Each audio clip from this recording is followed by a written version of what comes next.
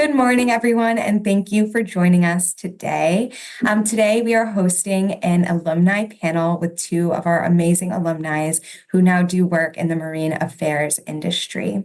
Before we start our panel, I would like to do a quick land and labor acknowledgement. As we begin our program today, I want to take a moment to reflect on the lands on which we reside. We are coming from many places, and we want to acknowledge the ancestral homelands and traditional territories of Indigenous and Native peoples who have been here since time immemorial, and to recognize that we must continue to build our solidarity and kinship with Native peoples across the Americas and across the globe.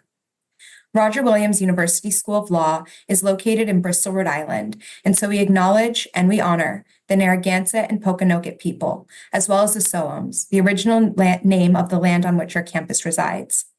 We also acknowledge that this country would not exist if not for the free enslaved labor of Black people. And we recognize that the town of Bristol and the very land on which our campus resides have benefited significantly from the trade of enslaved people from Africa. The economy of New England, of Rhode Island, and more specifically of Bristol, was built from wealth generated through the triangle trade of human lives.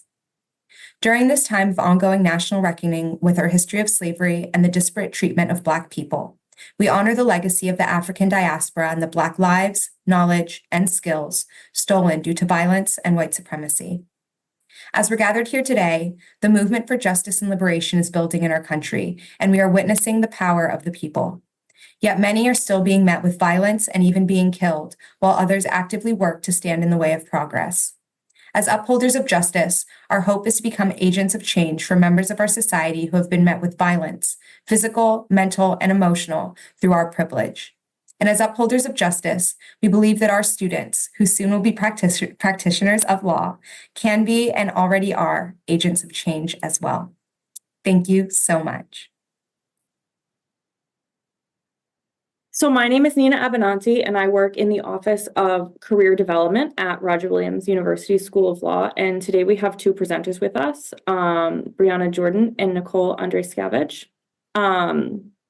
So I'm just going to start off with asking you guys a little bit. Will you each tell me a little bit about what you do right now and just what a day in your job kind of looks like, things like that?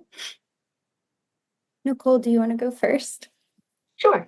Hi, everybody. Nicole. I started working out of law school at a small practitioner, but at this point in time, I'm currently an associate attorney at Lewis Brisbois in their Providence office.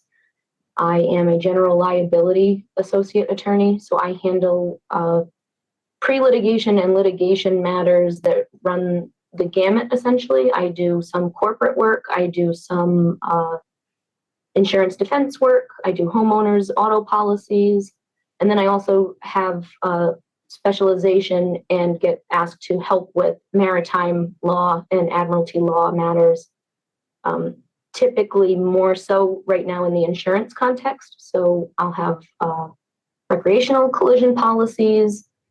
I've had some commercial and corporate work. I've had some general average type of stuff. I've done some vessel arrest, which is fun. It's really interesting. It's very expensive, but sometimes necessary for security purposes. So that's always good. That's pretty much it, I think, on the Admiralty Maritime side. And then I also, outside of being an associate attorney here, I also am a vice chair on the Admiralty Maritime Law Committee for the American Bar Association. I am involved with the Maritime Law Association of the United States, which is the practitioner group for Admiralty and Maritime. And then I separately am also the president of the local chapter of the International Propeller Club, which is a marine trades organization.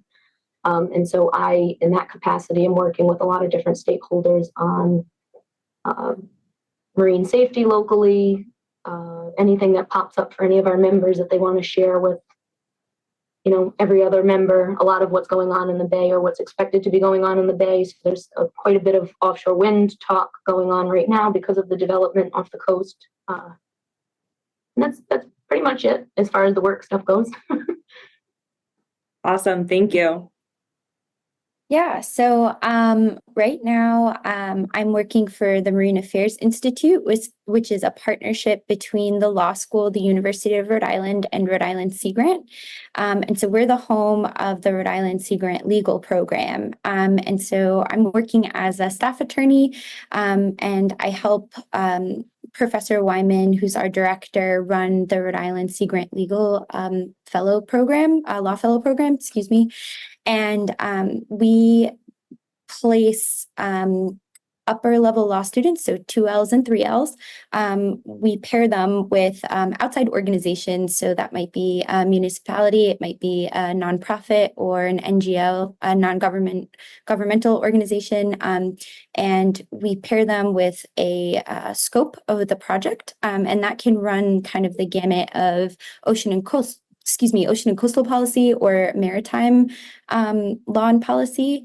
And we've had questions to come into our office on public access, on offshore wind, on a pretty wide variety of other topics. And so my job is to do kind of the base research and create some handrails for our students. And then I kind of send them off into the world to do some of this research.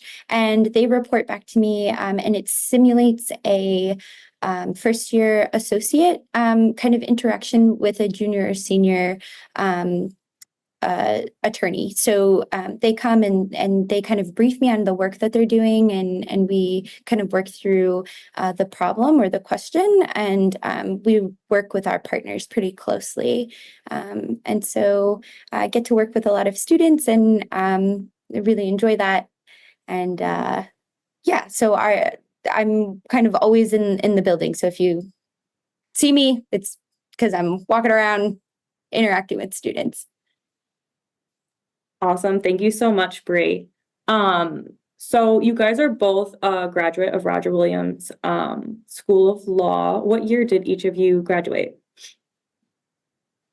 I was May of 2019. Very nice. Yep. So I graduated in 2021. Okay, awesome. So will you guys tell me a little bit about when you graduated, what your role was right out of school, if it's different from what you're doing now? Sure. So my first role out, as I said, was a small practitioner. It was a boutique firm that handled pretty much all environmental advising and litigation, doing a lot of solar due diligence. I worked with the Fishermen's Advisory Board, for example, and I did some maritime admiralty type of stuff, including one salvage case that I had at one point. Aside from that, I then moved on to a role where I was in-house counsel. So I did an in-house role as general counsel for the Northeast Maritime Institute in Fairhaven. And separately, as part of that, was also involved in policy and management with the Dominica Vessel Registry, which they also run. So I did some vessel registrations work. And then after that, ended up coming to Louis Brisbois. So that's really the trajectory there. Very cool. Fun. Yeah, definitely. So I, after law school, I finished my dual degree. I was in a dual degree program, which was an extra couple of semesters, 2 extra semesters, so it was a year. During that time, I applied for the Knaus Fellowship, the John A. Knaus Fellowship. It's a fellowship that's targeted to marine policy. And so that took about a year to kind of get through. And then I was placed with the Federal Emergency Management Agency, FEMA, down in Washington, D.C., where I was a coastal hazards policy fellow and did some work there for a little while, and then came back up to Rhode Island. And there was a job opening here, and I was really excited to kind of get back in with working with students and being able to do legal research and analysis with the Marine Affairs Institute. So, and took this position. Awesome. Very cool. So for both of you, because obviously Roger Williams has our Marine Affairs Institute, did either of you come into law school already knowing that this is what you wanted to do with your JD, or did you learn about the program in school and kind of gravitate toward it? How did that happen for each of you? I would say I knew right away. I came into the law school knowing that that was something that was interesting to me. I didn't necessarily rule other areas of law out, but it was always something that was of interest. I had worked with marine and maritime attorneys when I was in graduate school, actually at University of Rhode Island. It was there, I think, that it kind of started for me. So my background, my graduate degree, so I went to undergrad and then I graduated from Providence College, went to a graduate degree program at URI, and there I was focused on marine resource management and policy. I got to work at the Coastal Resources Center there. I was doing a lot of graduate research work and case study development for marine spatial planning. And I got to know Professor Dennis Nixon at that point. He helped with my major paper. He was my advisor on that. And him and I had a few conversations about my interest in going to law school after that. And he, through his Sea Grant connections, he was the director of Rhode Island Sea Grant at that point, I believe, helped me with getting in touch with the Marine Affairs folks. And it kind of just took off from there. But it was always there from the graduate program onward.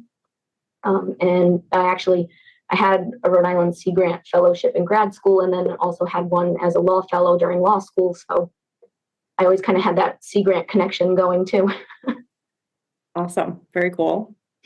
Yeah, I had worked as a paralegal before I came to law school. And when I got into law school, I was kind of interested in like a pretty wide variety of things and topics. But I applied for the dual degree program. So I have a master's in historic preservation. Most of our students that come through the Marine Affairs Institute have a master's in marine affairs. We have a joint program there. But I went the historic preservation route. My undergrad background is history. So that made a lot of sense to me to kind of keep with that trajectory. But as I was going through my master's program in historic preservation, there's so many cultural resources on the coast, especially in Rhode Island and just like on the Eastern Seaboard generally, and obviously elsewhere. But I'm from Rhode Island, and so that's kind of like the angle that I was getting at. And then I took admiralty, which I did not know anything about, and I kind of fell in love with the way that we conserve and manage our marine resources. And so in my admiralty class, we ended up talking about shipwrecks and salvage, and it really just like hooked me. And so it kind of took off from there. So that I was a 2L when that interest kind of blossomed. And yeah, I was a law fellow during my time here, and I was able to work with a staff attorney in this office, and was able to tailor that paper to cultural resources on the coast. And so that was kind of where that came from, and just took off from there. Awesome. That's really cool. So, Bree, you had mentioned taking a law class in admiralty. So that really segues into my next question and my final question, which is for a student that's interested in maritime and they're entering law school, what are some of the classes that you remember as being really influential to your careers now, or just what you would recommend just to, get an experience in marine affairs and kind of like whet your taste buds or develop your knowledge? Sure. Yes, my main suggestion would, I'm sorry, go ahead, Brianna. No, please. We've had you go first, so I didn't want to, I was just like, yeah, great. No, go, please continue. The main thing would be to, I guess, to figure out whether you want to go more of an admiralty maritime track or a marine affairs track, meaning you want to do more of like the marine and maritime business world, shipping, fishing, all of that type of stuff. Or if you're more interested in, you know, as Brianna said, the coastal resources and the management and policy making there, fisheries from maybe a regulatory standpoint, those kinds of things in the marine affairs world. They're I would say adjacent, but a little bit different. And then I think to pick between those two, the best way to probably get your feet wet, so to speak, is to probably take the Admiralty course. That one is basically your hodgepodge of all the different marine and maritime things 101 almost. Brianna, I don't know if you had Professor Collins for Admiralty. Yeah. So he will never let me live down, and he tells me this all the time. He will never let me live down the fact that I never took Admiralty when I was at Roger Williams. Oh. So I strongly recommend that you, for scheduling purposes, it didn't work out for me, but I strongly recommend that you take that class. I've seen the syllabus, I've seen, you know, the materials and everything. That's really going to give you an idea of, one, if you like it, and two, which of those two tracks, I guess, would be better for you. On top of that, Roger Williams typically has an offering in marine and maritime that most other law schools, I'd venture to guess, at least 90% of other law schools probably doesn't have or doesn't offer. So the, you know, 1 to 2 credit seminar classes are always very helpful. There's a summer course. I don't know if it's technically called this anymore, but it was technically how to practice as a maritime attorney. It was the whips and whirls of Admiralty practice, I think was the title. That one would be great, just to know from like a more business perspective how to operate as a maritime attorney or an attorney generally. The maritime liens course was phenomenal for my purposes, especially for attachments and arrests and that type of stuff. And trying to think. Oh, marine salvage was absolutely fascinating and very well run and organized course, very helpful for me now. One that I did not get to take, like Admiralty, is probably marine insurance, which typically in the Northeast is quite a bit of the work. So if you're looking to stay local, that's probably a really good one to take. Awesome. Yeah. That's like, wow. Yeah. That was like a really good list of things. I guess to kind of second that, like the Admiralty course, I think really is like a good way to kind of introduce students into like maritime kind of practice and interests and topics. So Admiralty I did take, and that's how I got hooked. Professor Collins is great. He's super personable and awesome. And I really loved that course. I think if you want to kind of go the more marine affairs route and not necessarily kind of what Nicole was describing in like the commercial and like business route, I think administrative law is always a good class to take. And just generally, if you're interested in kind of the regulatory scheme. But